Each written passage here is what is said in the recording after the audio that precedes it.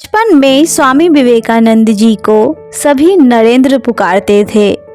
बचपन से ही उनमें असाधारण प्रतिभा थी। जब वह बात करते तो हर कोई ध्यान मग्न हो उन्हें सुनने लगता था।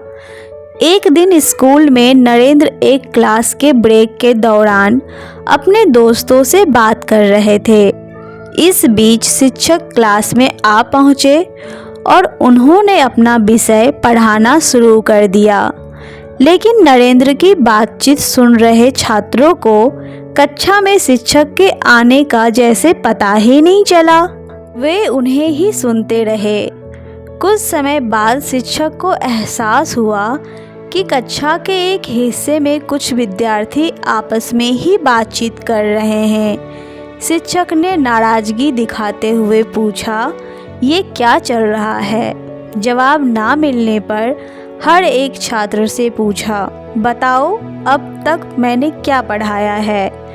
कोई भी विद्यार्थी उत्तर नहीं दे सका। लेकिन नरेंद्र अपने दोस्तों से बात करते हुए भी शिक्षक के व्याख्यान को सुन रहे थे और उसे ग्रहण भी कर रहे थे।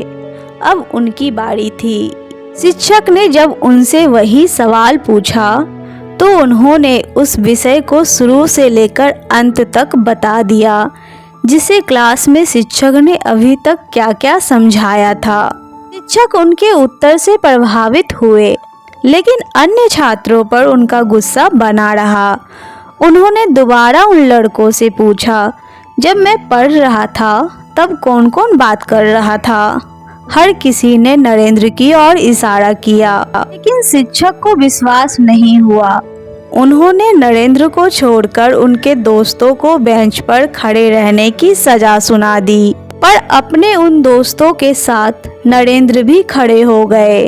शिक्षक ने कहा, नरेंद्र तुमने तो सही उत्तर दिया है, तुम बैठ जाओ। नरेंद्र ने कहा, सर सच यह है कि मैं ही इन लड़कों से बात कर रहा था। नरेंद्र की ईमानदारी देखकर शिक्षक दंग रह गए।